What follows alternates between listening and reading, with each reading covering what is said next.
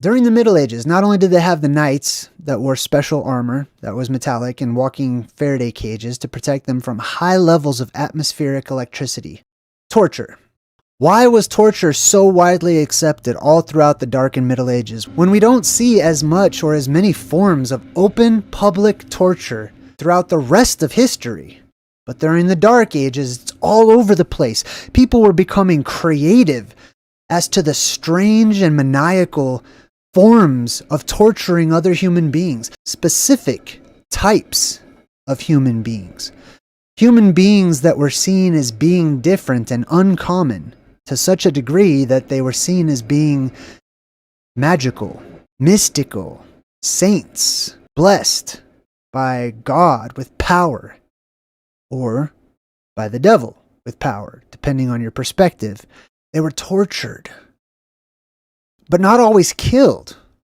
Actually, oftentimes, we find, often they didn't die. They did not die during the most extreme forms of incredible torture that I've ever read about that makes me blush just looking at pictures or listening to it. Extreme forms of torture that would have put any regular person into shock.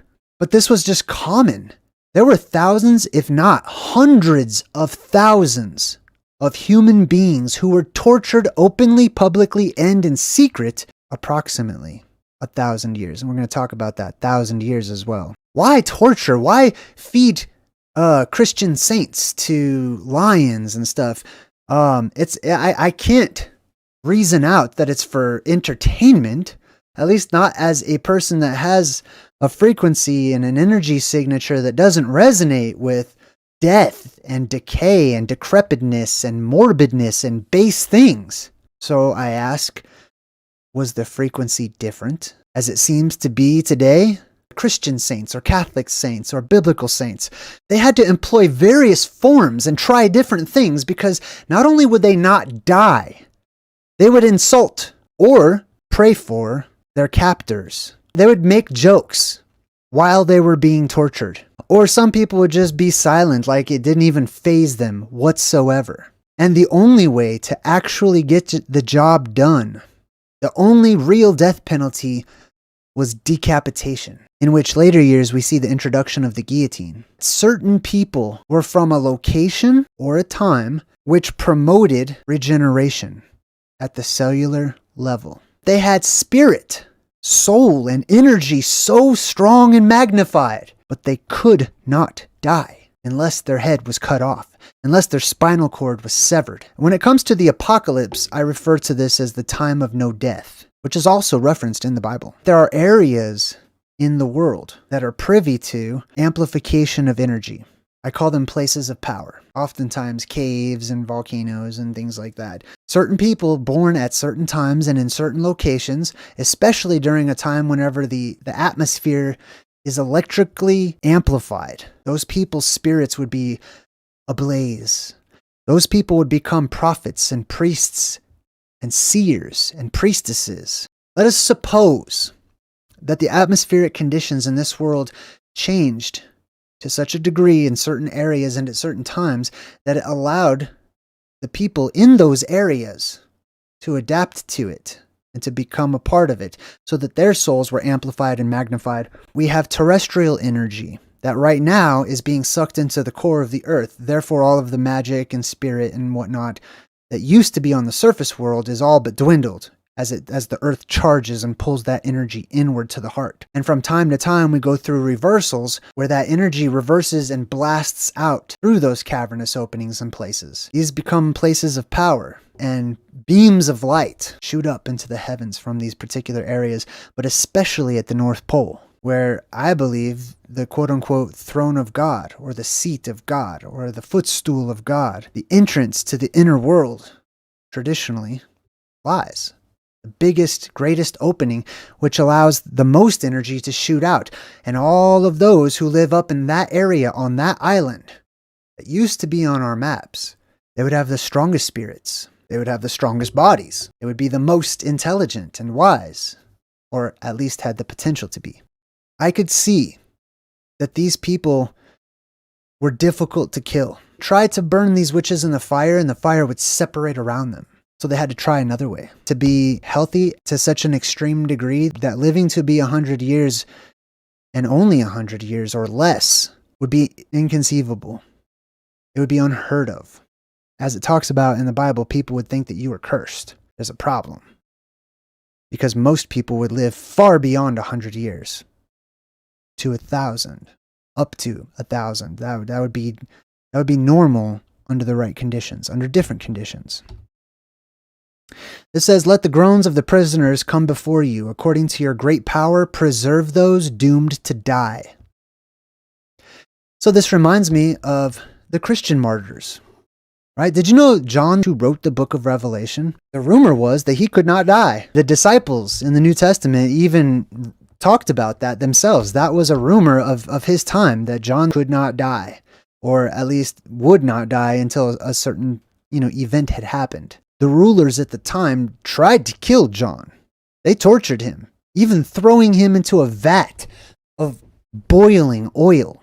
It said that the Roman emperor commanded that the apostle John be boiled to death in oil. But John only continued to preach from within the pot, and so he was exiled to an island named Patmos, where he received, allegedly, his revelation. One person was being burned, right? He was strapped down to like a grill, basically, and they turned up the heat and fire. And after a while, he told his captors to flip him over because he was done on that side. That would hurt, right? But if it didn't hurt, it would be no effect. It would be ill effect. It would just be pointless to do that. They'd have to step it up a notch, or 3 notches, or 5 notches, or some spikes, or whatever the case may be. There's other reasons for torture too, right? Like trying to get people to confess to where the other, where do you people gather? Where's the other ones like you, etc. They want to get information.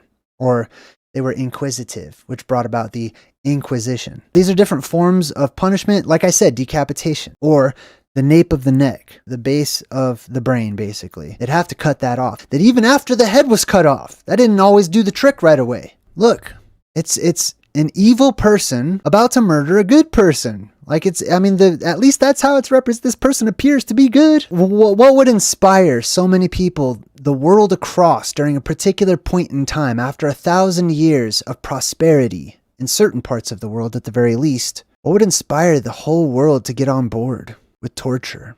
In the Bible, it says that Satan is the god of this world. And it says that he's the god of the air, the airwaves.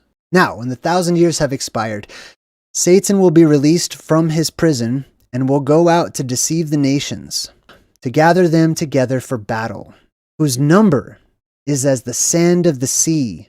They went up on the breadth of the earth, which is also a reference to the North Pole, and surrounded the camp of the saints and the beloved city. The beloved city is at the heart of the earth, at the center, at the middle. That's where all the energy comes from. So that's, like I said, that's paradise. This is the seat of God. This is the throne of God, etc. This is the Garden of Eden. This is Jerusalem, etc. And they are surrounded by the southern lands. I could think of many different reasons why the rest of the world would find so much value in going to the Arctic Circle and wanting to claim that land, which is what we do in this satanic modern age that we live in, claiming land. There will be a destruction in this area. All of the nations of the world come to this area surrounding the Euphrates. In the Bible says it's split into 7 heads. Here we have a river split into 7 heads. This whole island meets the criteria of the Garden of Eden. This is the Tigris, fastest river. This is Mesopotamia, or the land between the 2 rivers, the Tigris and the Euphrates. Not way out in the Middle East somewhere between 2 rivers. Those were renamed in honor of these places, when the people from here were forced out of here during a diaspora and circled around the world, settling in places and renaming those places after their original place. After they surround and encircle the heavenly city, because I doubt they'll be able to get inside of it, fire came down from God out of heaven. So fire from the sky up above came down and devoured them. The sun in our sky is getting hotter right now, and it's going through a color spectrum shift. It's turning blue.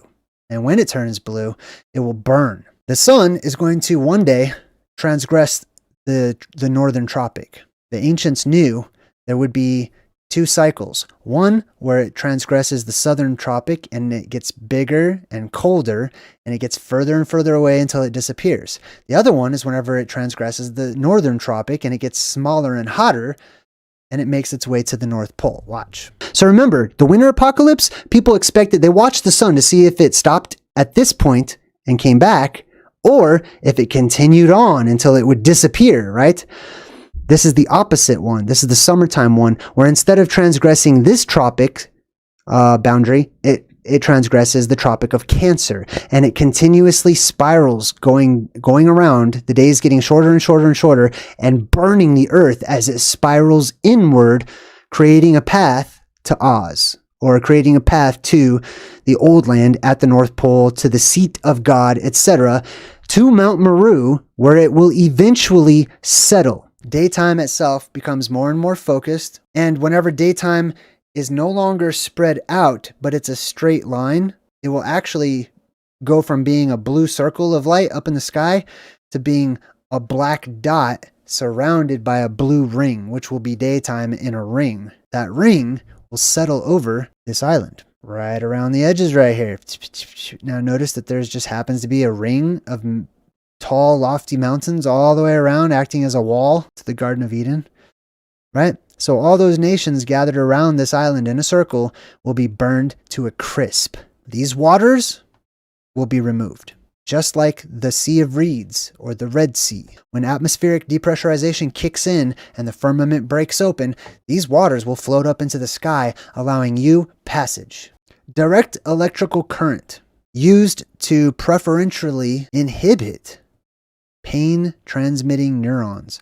Electrical current, ambient electrical currents in the atmosphere, can have an effect on the human body so that you don't feel pain. It says that pain would be eradicated, that people would not feel pain. At least the people in New Jerusalem, the people in that area, the people in that city, where the atmosphere is extremely electrically amplified, ambiently. It's not like you're being electrocuted everywhere you go, okay? But your soul is amplified. Your body also, which means you won't feel pain. So I believe that this is a form of what happened in the Middle Ages, in the Dark Ages. The electrical current reversed, but also had a very beneficial effect to certain people that lived near these places of power, where good energy from within the earth would erupt and come up out of caves and stuff like that, right? Which meant that they would feel no pain and be able to laugh at torture and sing in the fire. We also have cathedrals, buildings that were built on top of places of power, cavernous systems, which allowed the ionized oxygen to come up, and they would put vents on the floor, and they would bury their dead underneath this building in these catacombs, where the earth would be expected to raise the dead one day in that particular location. And they would close up these buildings. They wouldn't put a lot of windows on them. They would put vents, but not windows. And then they would line the walls with huge pipes, and they would tune the frequency that was in the air, and therefore tune the frequency, the resonant energy of the individuals inside. In the olden days, the individuals inside were the gods, who tried to come up with as many ways as they could to retain their immortality. They would start to age, and they didn't like that. So they used their technology, frequency, cymatics, and other things to improve their lifespans, lengthen their lifespans. They would tune their own spirits and souls, and these would be places of healing. Eventually, humans adopted this technology, took it over when the quote-unquote gods left. Nowadays, it's just an echoey, empty place because it's not useful, because there is no energy pouring into that building any longer. See all the pointies on the buildings? They call this a Gothic style. Goth, also God. Gothic means godish or godlike. The pointies, when you see the pointies, steeples, obelisks, and things of that nature, that was to keep electricity away from this building, atmospheric electricity from above. Okay, they did not want it coming down from above to be struck and destroyed by the thunderbolts of the gods. That if you have a conductor that's in the shape of a dome, it pulls electricity towards it. These were designed to attract power from above. Sometimes you would see a combination of both, right? So that they could really force the energy to go where they wanted it to. Quite oftentimes, you'll see some sort of aqueduct right out in front, which I believe that this is all there's underground capacitors that store the electricity. So they had free energy, sucking it right out of the sky because it was everywhere in the sky. And Tesla knew this. These were the types of buildings that were built during the Dark Ages. And you can see the architecture change as the atmosphere changed. The architecture served a purpose. It was useful, not just pretty. Now today we're just like, oh, it's art. It's beautiful, this and that, because we're not thinking about the changes of conditions. We project our conditions of the modern day upon the past. And therefore we lose ourselves and we don't understand what the purpose was, and we have to guess. These are images, just examples of monsters, phantazoids, otherworldly creatures, and creatures that were affected by gigantism in our world. All of these monsters that were seen, that people experienced so often that they wrote them down. Our breadcrumbs that we have left ourselves seem to indicate that the unicorn was a majestic, peaceful, powerful, good-natured animal. Just if we only went off of fiction alone. Back in history, they were known to use that big old horn to spear evil people. So guess what the bad people saw the unicorn as? Bad, right?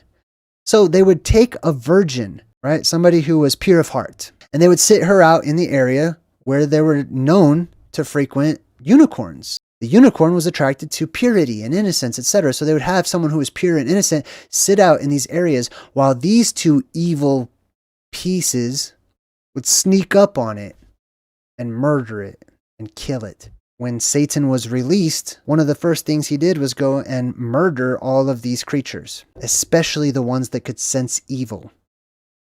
Especially the ones that could sense evil. So were the people. The people were all gathered up. If you're Satan and you've been bound in the depths of the earth for 1,000 years, and now it's your time to rule, your time to shine. You come out and you're all about death and destruction and thievery, sicknesses, the plague. You're going to kill all of those animals that are spiritually amplified, all the people that are spiritually amplified, who have telepathy, that can see your auras, that can tell if you're a bad person or not. They would go find these gifted people. They would kidnap them. They would take them. They would trick them into coming to getting help, which included electroshock therapy to wipe their memories and lobotomies to turn them into zombies and make them ill-effective. They would make it so that they couldn't procreate or have children, and they would lock up the gifted, basically. The era that saw the most witch hunts was the 16th and 17th centuries, right? So right around the same time, you had the witch hunts and stuff. When they're being eradicated, people that had power, people that had supernatural abilities were deemed evil. I'm just saying they were powerful, had powerful energy. And the world across was on board and cool with feeding them to lions and stuff. Going back to those monsters, right? And those beings and giants and whatnot, right? During the time where the energy was flooding the sky and beams of light, poles and columns and pillars, they shot terrestrially up from the earth to the sky. There is also stories of a different type of energy, a different form of plasma that came down, and the good plasma, the good energy, was a straight beam. It was a straight and narrow line of energy that just shot straight up, right? And then once it got to the top, it spreads out a bit, like arms that are reaching up. But that bad energy, traditionally, that comes down, the good one is blue in color, right? Sometimes it's described as whitish, goldenish, things of this nature. The bad energy that comes down is described as a red spectrum energy or plasma. And that energy is typically described as separating and dividing upon itself even further. And it's been described as, and cartoonified in descriptors such as Cthulhu. We have this fight.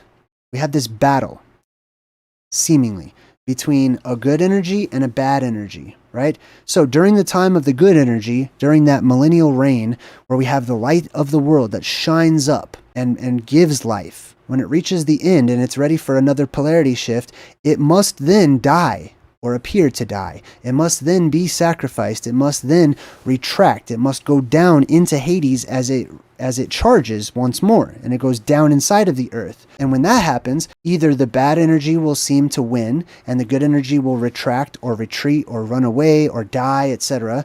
Or it's the opposite season, where the good energy shoots up, seems to do battle with it, and then the bad energy goes away and it's cut off for a season. And then for another age that people will see those beams of light in and around the world in different places. These monsters, these animals, it stands to reason that if they lived during a time of goodness or a golden age, and then that golden age stopped and those lights retracted, that energy went away, suddenly the evil in the world is amplified. The people that have an energy signature that is negative or evil or satanic, they become the inheritors of the world. They become the majority, and they continue to populate, and they make war against all of the evil people because their power has been taken away. Their source of power, which is the good energy that comes up, has retracted. It's gone now. So they may go out and look to actually physically make war to kill and destroy anyone that would stand in their way, including these animals that can alert people that there is an evil person nearby, there's a bad person nearby. That's how you can tell the frequency. Evil frequency, negative energy, takes away. It always takes away. That's its nature, is to take away. And when it's embodied in a human, that means that they kill and they murder. And they justify it, and they love it, and they bask in it. The devil took him, Jesus, to a very high mountain, which is probably Mount Meru, and showed him all of the kingdoms of the world and their splendor. And Satan says to Jesus, all of this I will give to you if you will bow down and worship me. So Satan is begging Jesus. He's saying, look, if you bow down, which means to physically go down, right? Or retract. If you retract, if you bow down, if you go down, I will give you all of this. The God of this age has blinded the minds of unbelievers. We have many references of the God of this world, but Satan is called the God of this age. So at the time that this was written, Satan was the God of this age. Now this came from 2 Corinthians, which was shortly after Jesus died. Symbolically for me means that energy of the earth retracted. It went down, it left, and it also left a remnant and a signature behind. So be alert, be of sober mind. Your enemy, the devil, prowls around like a roaring lion looking for someone to devour. Doesn't that sound like the people who tortured others in the Dark Ages? I mean, they even physically put lions in the Colosseums to tear people to pieces so that people could clap and eat popcorn or cake or whatever they had and watch as entertainment. People, this is how you can tell if you live during the time of Satan being in charge. This is what people enjoy. I don't enjoy this. I don't like watching boxing. I don't like watching UFC or people tackling each other or hurting each other or not sharing a ball. We are a remnant, and that the majority of the energy in this world are evil. And the great dragon was hurled down, that ancient serpent. Satan comes from the above. Satan comes from heaven, who leads the whole world astray. Obviously, the people who are influenced by Satan and have bad energy and negative energy, they would not admit that they're led astray at all. They wouldn't even consider it, because to them, that's good. We know that we are the children of God and that the whole world is under the control of the evil one. The whole world is under the control of the evil one. So, is it going to be easy to convince the whole world when it's completely ran by Satan at the top and everybody just worships and naturally follows a satanic way of life? Is it easy to convince all of them that they're all wrong and that they're all deceived and tricked and stuff? No. I mean, I haven't found that to be an easy task. But what we can do is we can look for others that resonate with the truth. We can encourage one another to stand strong until times change. And for us to continue in good ways, knowing that if we do and we persevere and we live to see those times change, there are certain gifts that we will inherit, certain benefits that we will now have that others will not. In which you used to live and you followed the ways of this world and of the ruler of the kingdom of the air, the spirit who is now at work in those who are disobedient. Satan is known as being the ruler of the kingdom of the air, right? He comes down from the air, from the heavens, from space or whatever, right? But that good energy is reborn from the earth, like a phoenix. It comes up out of the earth. The earth is good energy. It's positive, which is why lightning is attracted to it. This next one is instances from the Book of Mormon in 3rd Nephi chapter 8. And the people began to look with great earnestness for the sign which had been given by the prophet Samuel, for the time that there should be a darkness for the space of 3 days over the face of the land. And there began to be great doubtings and disputes amongst the people, notwithstanding so many signs that had been given.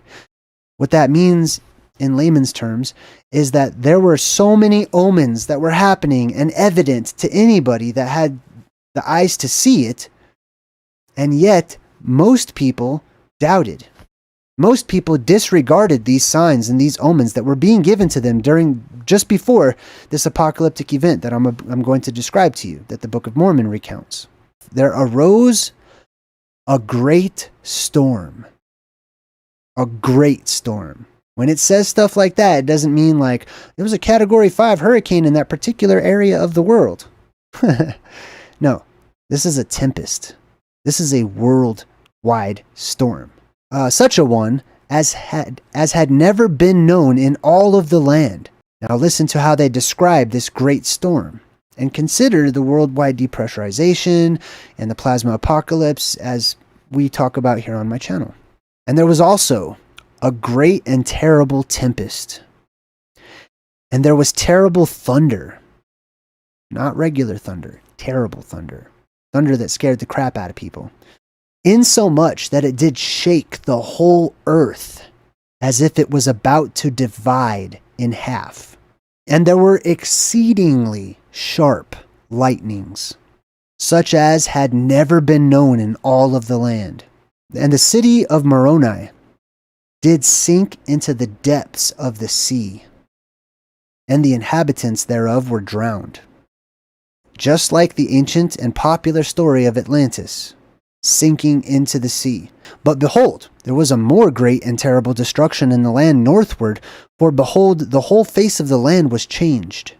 This would be like your northern hemisphere area, because of the tempest and the whirlwinds, like tornadoes and hurricanes and stuff, and the thunderings and the lightnings, and the exceedingly great quaking of the whole earth, which would definitely cause liquefaction and mud floods.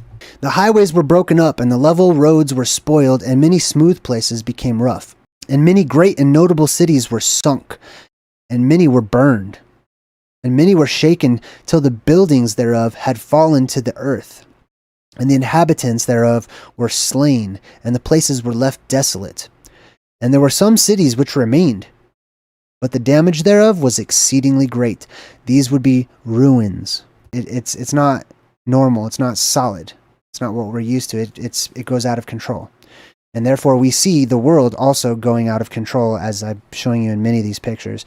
Like, these are people that marry dogs. This lady right here married a rag doll. That's evil. That's evil. This is all evil. This is all your modern world. That's why I threw these pictures up there, so you can just see a few examples. There's millions of examples. This is disgusting. I saw this in the grocery store the other day. They just chop pigs' heads off. They have decapitated pig heads that they sell at the grocery store. I saw this at Walmart. I showed my son. I'm like, see? Like, the devil's real, my boy. I don't know what else to tell you. They allow that. People can get married to anything these days because marriage has lost its value. There's no such thing as true marriage any longer. People marry themselves to all kinds of disgusting things. Look at that. They clearly designed these things to influence energy and to manipulate energy and to draw energy from the air. This is Chicago, Illinois, United States, 1893, not ancient Greece or Rome. This one right here, ancient Greek temple of Artemis, destroyed allegedly around 401 AD. This is the temple of Artemis. This is one of the pillars. You can see one of the workers right here. And there was like 30 feet of mud. Here's another picture of the same temple of Artemis, right? And all the people who were excavating it at the time, just removing mud. I mean, it's not mud any longer. It's just dirt, right? Because it dried up.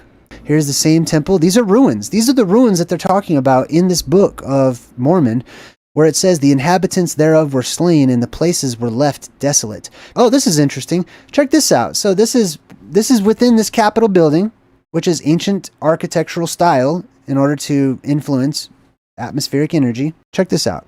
So if you see right here at the bottom, you can see there's this whole underworld part of the building that extends down when they were doing work on it. If you go underneath and you look up, that's the apotheosis of Washington, which we've talked about, which is making George Washington a god. And it's supposed to be like a Christian nation and stuff. Anyways, directly underneath that dome, where this person right here is standing, underground is a crypt. There's even levels below that crypt. All secret, all off limits. You can go into the crypt and they say, oh, well, you know, we built this crypt to bury George Washington. I don't believe that. I don't think that's true whatsoever. George Washington died way before this was built. And then in his will, he actually said, I want you to bury me at my house in Mount Vernon. And so they started building him an actual burial ground at his house in Mount Vernon before this was ever constructed. And this is what you will find in places of power the world across, is there are crypts, there are catacombs under these places, under these capitals, because they were built on top of cavernous systems already existing so that they could harness that energy, that terrestrial energy, right? They could manipulate the energy that was in the sky, existent and amplified already, and they could harness that energy that was coming up from the caves underneath them, you know, so that their leaders would live forever. This is what it used to look like back in 1846. This is San Francisco, 1915. Look at that. That looks like ancient Russia or something. San Francisco, once again, they build these huge, gigantic, ornate structures and statues and things that clearly had purpose and beauty to them. Compare this to modern architecture, which is a cube. This is San Francisco.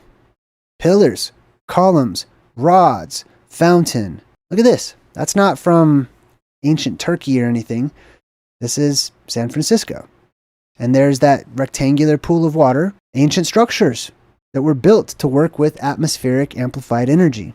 I promise you there's a crypt underneath that one too. They would bury their nobles in the hopes that that good energy, that earth energy, would regenerate them and bring them back to life. Here's some more. Now keep these ruins in mind. There's ruins the world across. Ancient Roman ruins, Greek ruins, Mayan ruins, Olmec ruins. And modern academics tries to trick us. The devil, Satan, who is in charge of modern academics, they're just abandoned over time. People just kind of lost interest in them, you know, or it's not compelling evidence to me. What is compelling is that many of these civilizations all at once disappeared. So that's why people are like, oh, the Mayans didn't just suddenly disappear. They're still Mayan relatives today. Yeah, they're survivors. But the rest of them are gone. These are sunken statues that this dude's buried up to his neck in mud that has dried up. These sank down into the earth. They didn't just bury these. They didn't like build a huge statue and then bury it up to its neck for symbolic reasons. All right, so we were in the Book of Mormon here. There were some cities which remained, but the damage thereof was exceedingly great. And there were many in them who were slain. These are your ruins.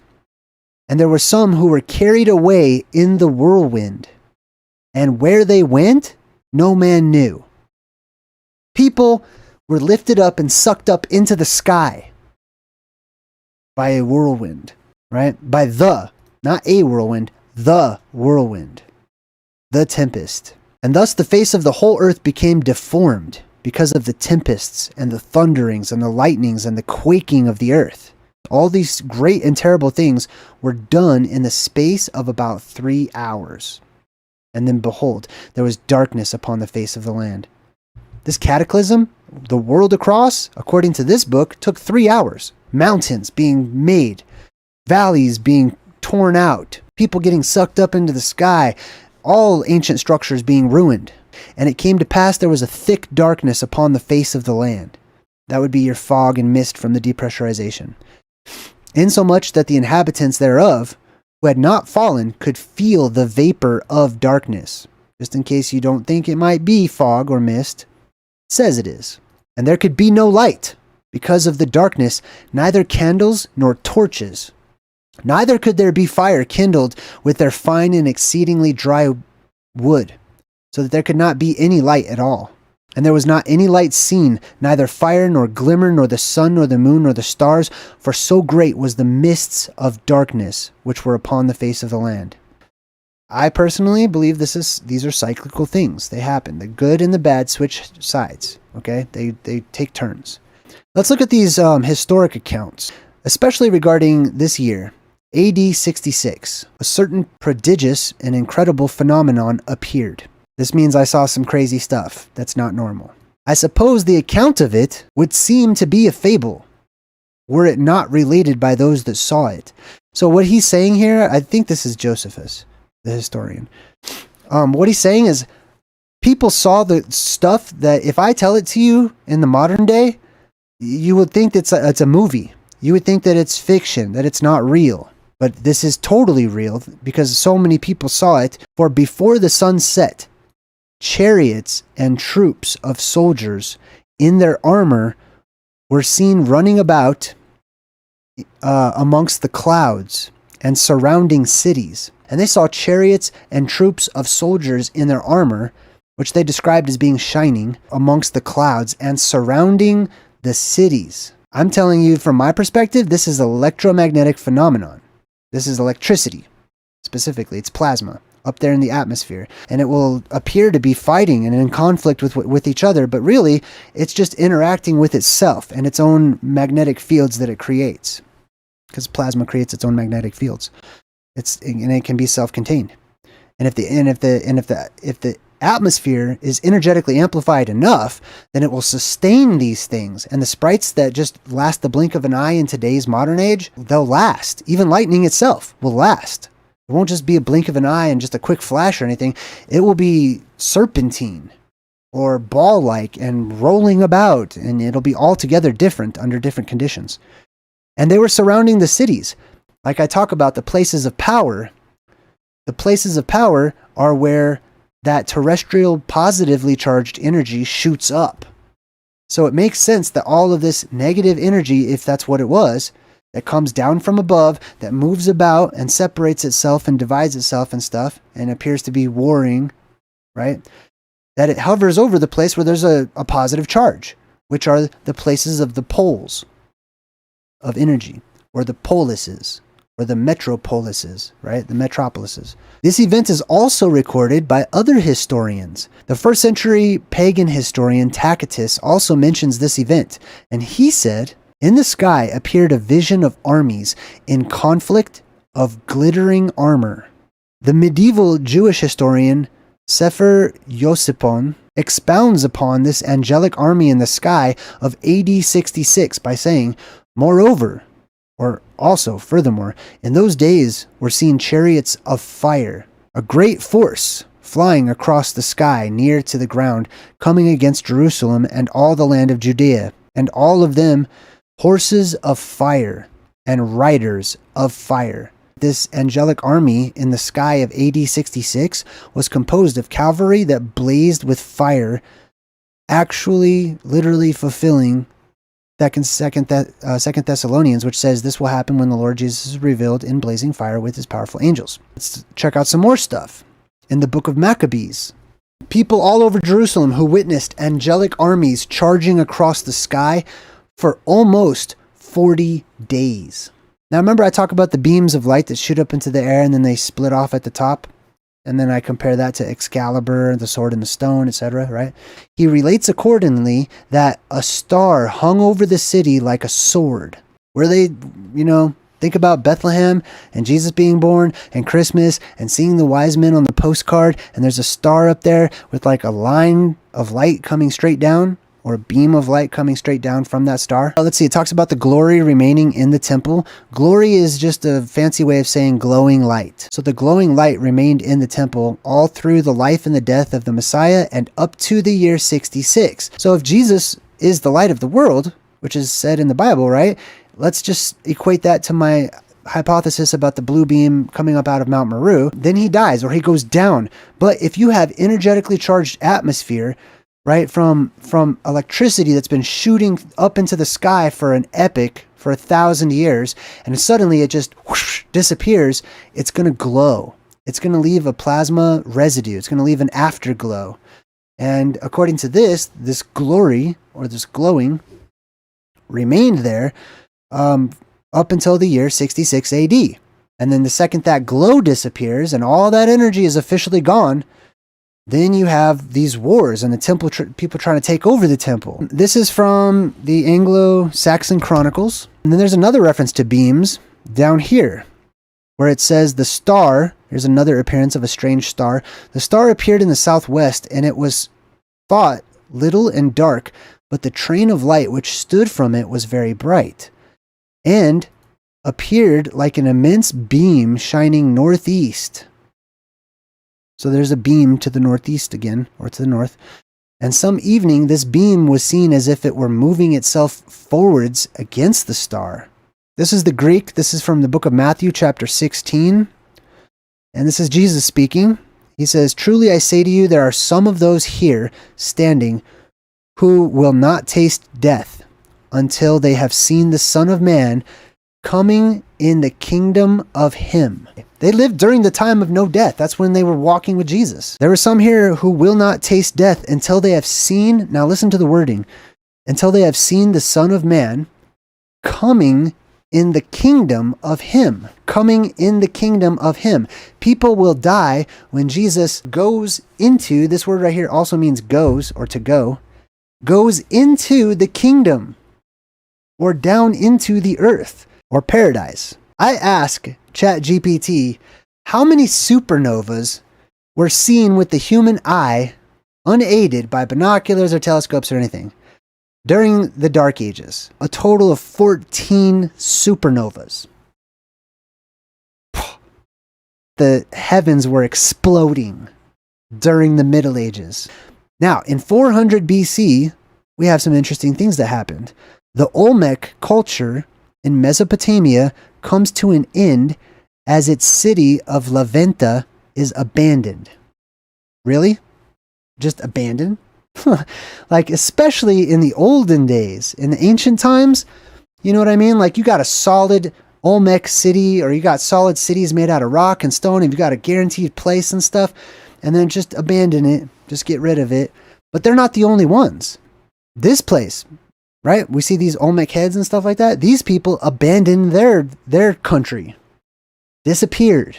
And then, of course, at that same time, India had its biggest epic on earth, the Mahabharata, which describes the same thing we went over in those other historic accounts of chariots of fire and godlike beings going to war with each other up in the sky and surrounding the cities and stuff. The same thing was written in 400 BC. The Dark Ages in Europe occurred between 500 to 1500 AD.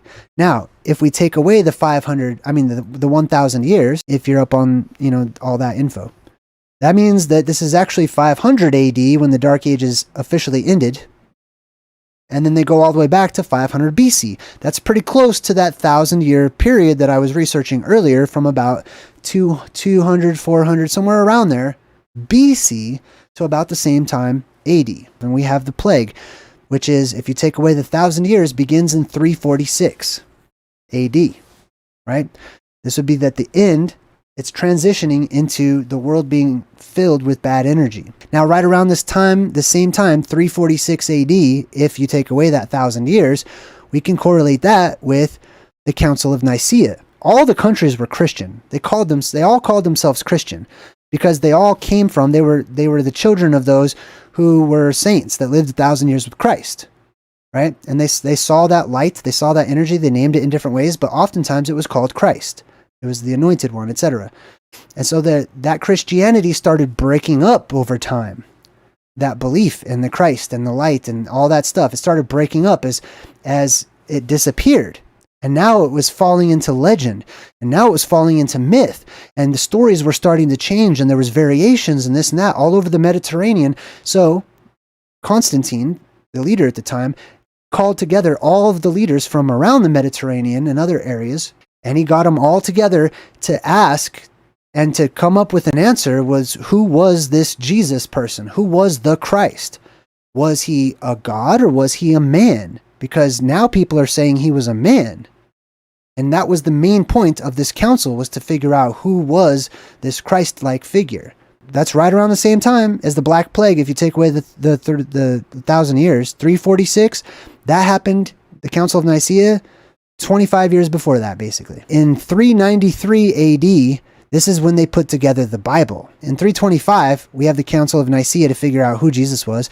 And then in 393, about 40 years later, they had another council. And they said, we need to get all of our manuscripts together and all of our records and our historic records, which is what the Bible and many other books are. Okay, these are all historic records. We need to put them together and we need to make them official. Which ones contain the most important things? And they put together the Bible at this time. When the tide changed, when that energy changed, and all of the bad invigorated itself, all the bad sought out the good. So the mentally ill were often held captive in cages, locked in towers, or compelled, that means forced, to amuse members of courtly society. That's like your jesters, your court jesters and whatnot, right? So let's talk about two sides to this, right? One is that there may have been people that had strong energy in their souls. Their souls were on overdrive, and therefore so were their bodies. And they could probably do and perform miraculous, magical acts, right? And if those people had good energy that was charged up, like I suppose that they did, if they lived during a time of the quote-unquote millennial reign and the time of the beams of energy that I always talk about, that erupted, terrestrial beams of energy that erupt from the earth and fill the world with a good vibration and good energy. When those beams retract, that's the season of Satan. So many people were captured, locked away, and made to amuse kings, queens, presidents, etc. They would lock them away in towers. Towers where fools or madmen. Mad used to not mean angry. Mad used to mean crazy. Like the Mad Hatter, right? The Cheshire Cat, and pretty much everybody in Alice in Wonderland. So people were locked away and kept in towers called Fools' Towers. I will list all the reasons why people were locked up. It just only in like the 1800s. Okay. And this list of reasons should blow your mind. So reasons for admission. Reasons why. Real, actual, these are the reasons during these years at the very least. You can imagine all of the crazy other reasons that they've come up with at other times. From 1864, only from 1864 to 1889. These are reasons why you could have been thrown into a mental hospital. Intemperance. It means that you didn't tolerate bullshit. Kicked in the head by a horse. Hereditary predisposition. That means that your parents were stupid and so are you. Ill treatment by husband. Is your husband treating you bad? Come stay in Penrose Fields. We've got some defibrillators lined up for you. Imaginary female trouble. People just being hysterical. Immoral lives. Jealousy. So you could be thrown into a crazy house for being jealous. Oh, and religion.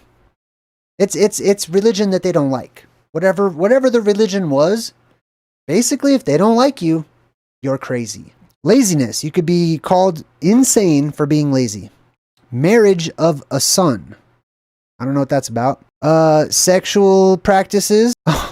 Certain sexual practices for a certain amount of time can have you tossed into a crazy house. Medicine to prevent conception. Check how times have changed. Menstrual deranged. For you females, when you go through your hormones change once a month. If they change too much, and the men don't like that, you're going to get tossed into the asylum. Novel reading. Yeah, you read books? Oh, wait, especially if you're a woman reading books. Especially if you're a woman on her period reading a book. Oh my God, what are you thinking? You're clearly not thinking. There's a place for you. Nymphomania. Do you like sex? Guess what? You must be crazy. Opium habits. Overaction of the mind. So this is people that think.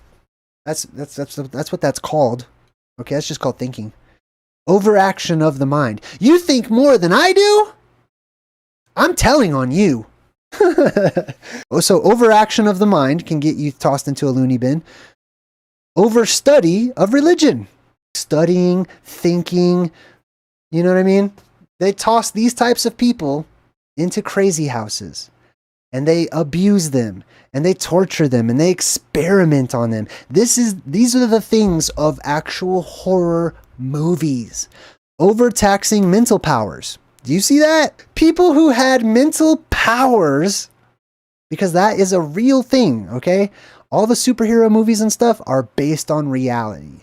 Telepathy and telekinesis and all that stuff is real, but they rounded them all up. Any that were left, right? It's diminishing qualities over time because of exponentially increasing entropy.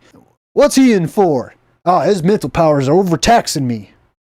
Throw him away. Being intelligent, basically, is what that equates to. So let's see. We got fever and loss of a lawsuit. You lost a lawsuit? Man, you must be crazy. Asthma. You have asthma? You might be crazy. We got epileptic fits. That means convulsions. Right? Convulsions. So they would throw you into a loony bin and give you convulsions to try to cure you. Isn't that stupid? Fighting fire. That's psychotic, fighting fire. Let those fires burn. You're insane. There's a lot of sexual stuff on here. The war. What war? You know damn well which war. Time of life. Whatever that means. Uterine derangement. Venereal excess. Vicious vices. Women trouble. If you have women trouble, you might end up... This sounds like a Jeff Foxworthy presentation, I just realized. You superstitious? You might be psychotic. Shooting of daughter. Well, yeah, I mean, that could get you in there. Hard study. Rumor of husband murder. Rumor. A rumor of you murdering your husband could get you landed in the psycho ward. Seduction and disappointment. Wow. So she didn't put out? Put her. Send her away. Paddy wagon. Hey guys, I got another one. She said no. Fell from a horse in war. Did you fall off your horse in war? Poor man. Can't believe you were born like that. Now, hold on. Before I get any further, I just want to differentiate, okay? On one hand, we have people who truly are mentally ill. And I see them all over the place. Like it's the Sixth Sense and I'm the little kid. And I'm like, I see psychos everywhere. Like... I see them everywhere. They're all over the place. And it can be overwhelming. Drive out on the road. You'll see 10. There's the people who are really intelligent, people who have powers, like in Stranger Things, right? We're breaking down Stranger Things. She has power. She has abilities, but they lock her up and they manipulate her and they use her as a slave to benefit the real psychos and the real nutcases and crazies. And so we have those people who are called lunatics. By them, okay? So you have good people that are dubbed crazy because most of the world is crazy. So most of the world jumps on the same train and they have officials and doctors and pedigrees and, certificates and diplomas and this and that. And all the people are so dumb that they just say, oh, wow. And they oogle and they awe over people in lab coats. Just because they have a lab coat on. I guarantee you if I wore a freaking lab coat on YouTube, I'd probably have 1 million subscribers. Put on some glasses and a lab coat and called myself Professor J. Oh, and then you have real actual people that are crazy. Because we live in the season of Satan and we live during a time of exponentially increasing entropy, which is the breakdown of your cellular tissue and why people are growing old so fast. And why there are plagues and why there are diseases and why nothing grows and so on and so forth. you inevitably are going to have people whose minds have also broken down. When they introduce something that is toxic and bad and can be easily manipulated and taken control of by evil forces and evil people, they always throw it out there initially like, oh, hey, here's the benefit to this. Hey, here's something that this could be used for good because it appeals to our naivety, if I could say that, of our good senses, of all the good people out there, because they need the good people's vote. Not so much these days. Okay, there's not a lot of good left. Okay, there's a remnant, but they don't need to do as much convincing as they used to. My wife's on her period. Crazy house. Can you believe her? Like, that's pretty much how it was. Okay. And this is why women were hunted down during the witch trials. Also, women are more intuitive. So whenever the energy reverses in this world, matriarchy comes back. At first, I believe things are more balanced, but over time we shift. We go back and forth between a utopian dystopia, appears to be a utopia, but it is not. It is a utopian dystopia. And then the opposite end of that spectrum, because the pendulum always has its extremes, okay? Just because we go into the next times and the times change does not mean they will always be the golden age. That golden age will eventually become twisted and corrupt, but on the opposite end of the spectrum, and you will have a dystopian utopia. Women are more receptive. So whenever you have a world where everyone is telepathically charged and has, powers and stuff like that, how we talk about here on my channel, women will naturally be inclined to those things and be more powerful than the men in general, right? There's always exceptions and anomalies, but it will come easier to them. They didn't just project their thoughts all over the place, because that's a male trait, energetically speaking, to project. The females are intuitive, so they keep it in. And the males couldn't read the females' thoughts, and that really bothered the hell out of them, and they went around killing all the females. They would use this to control all kinds of people. Okay? So at first, it's like, oh, do you have a loved one that genuinely, truly has mental problems and genuinely is, needs help or whatever? Well, come to Penrose Fields. I don't know, I'm just making up a name. Sounds like some garbage. They would name a crazy house.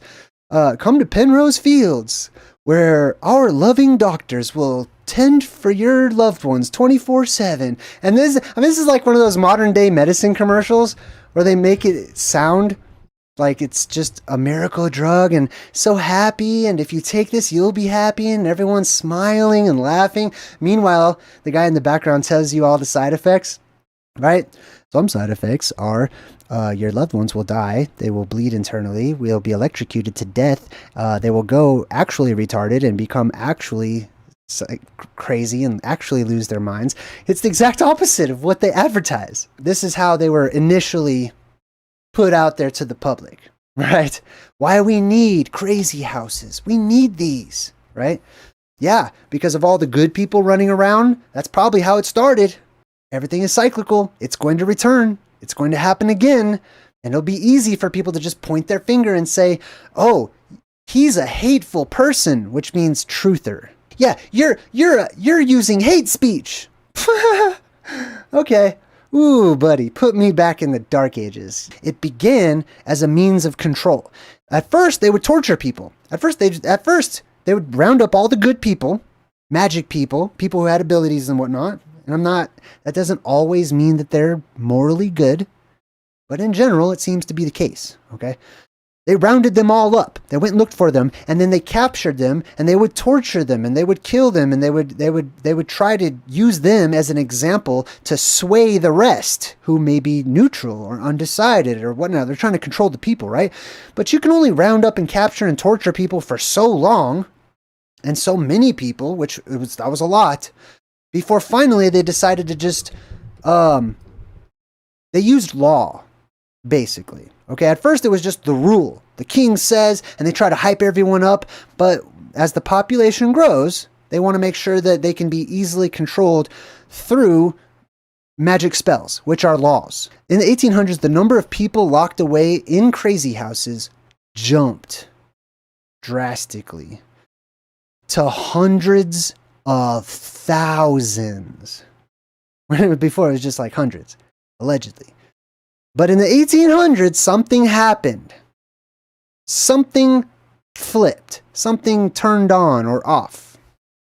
And the number of people went into the hundreds of thousands, at least. Housed over 150,000 people in insane asylums by 1904. That's like taking a whole state back then and just like it's like a concentration camp.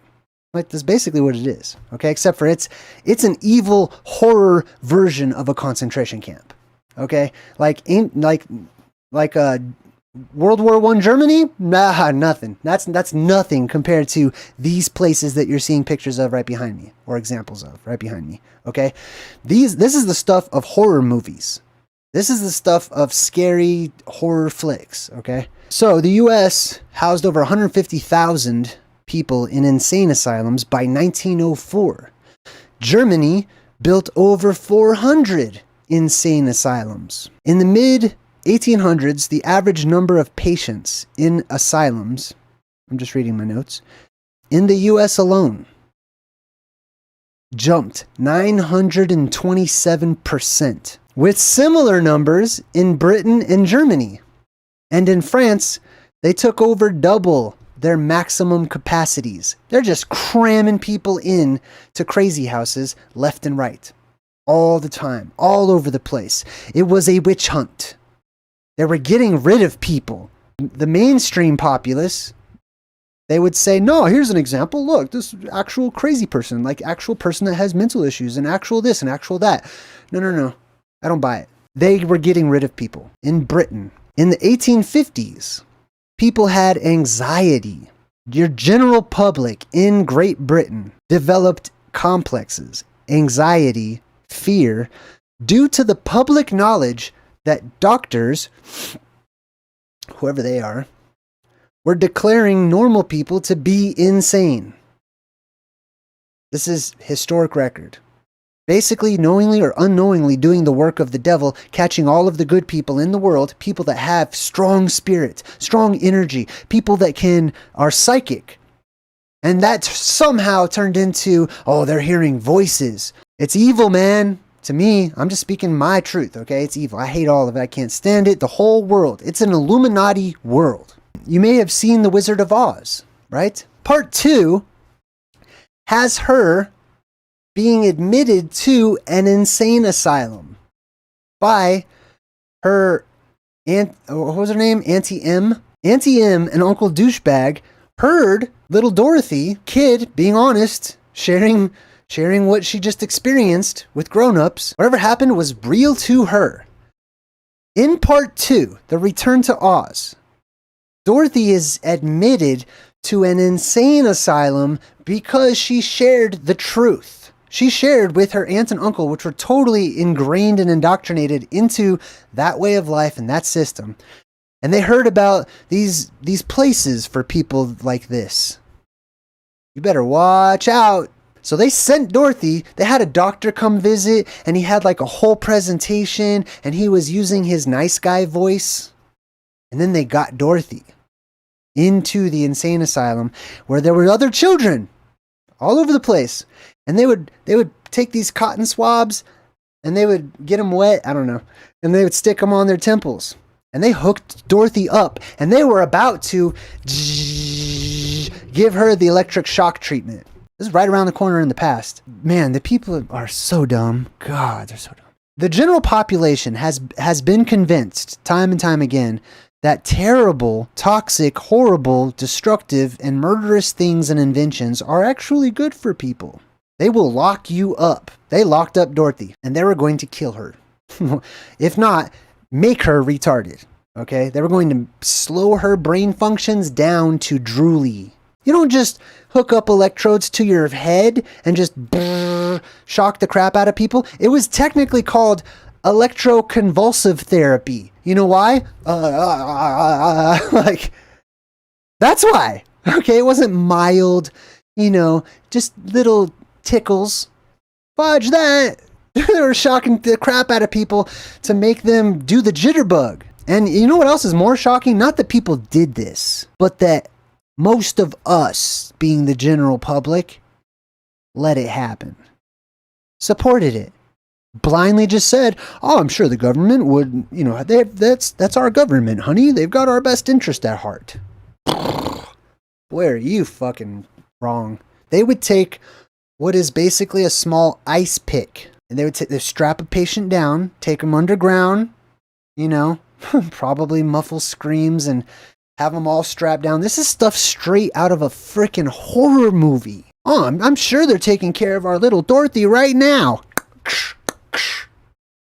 Ice pick to the brain. That's exactly what lobotomizing a person is. And you stick it right there, and this is still, they have pictures in medical books and stuff that academics taught people was okay.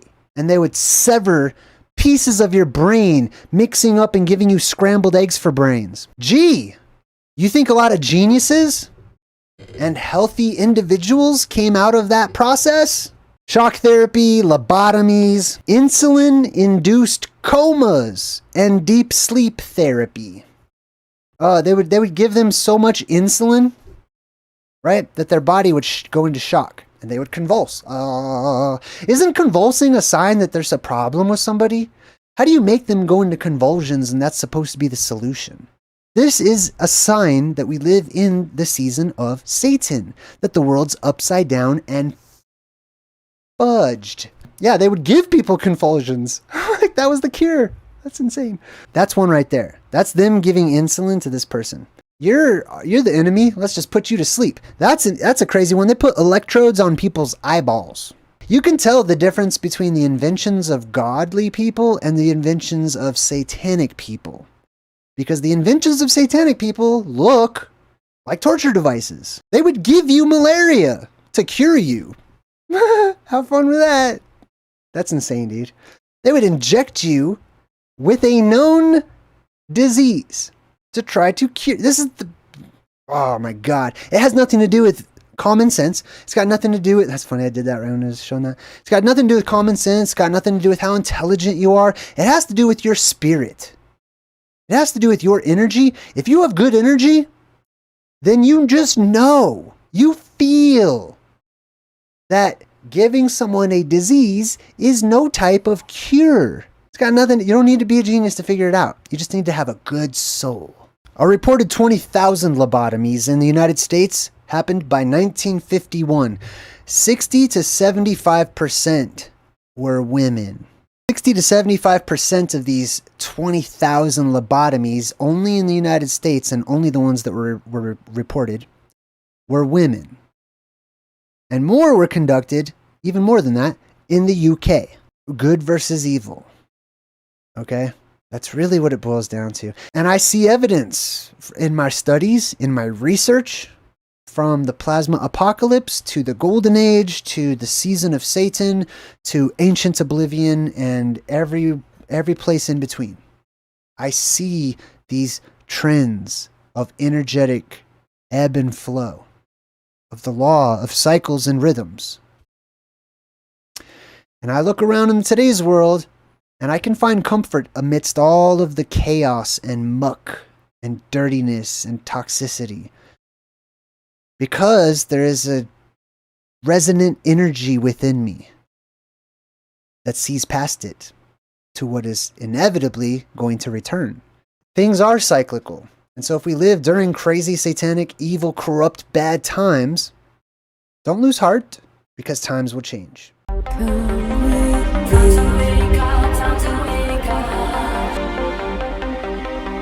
People had way more kids back then. You know, a normal household would have like between 6 and 12 children. As opposed to today where it's like roll the dice and hope for one. Like, I'm telling you, people are not going to be able to have kids pretty soon. It's going to be a thing on the news. Anyways, where did all their kids go? Right? Hundreds of thousands of children. Just, I found a kid. I found another one. Gee. Like, you can imagine when they just busted into people's farms because, the husband fell off his horse during the war, so they locked him away. The wife said no whenever the people came to investigate and they were flirting with her, so they locked her away. And then you got like 12 kids. You know what I mean? And all of the orphanages, that was just normal. And no one today seems to look back, like, in general. Most people don't look back at what were clearly way too many orphanages for any country or city or state or anything, for a continent. Way too many. Nobody second guesses that. Nobody looks back and says, what are all of these abandoned children doing here? Like, I don't know, but there goes the bus full of, captives that they've taken. There goes the droolies.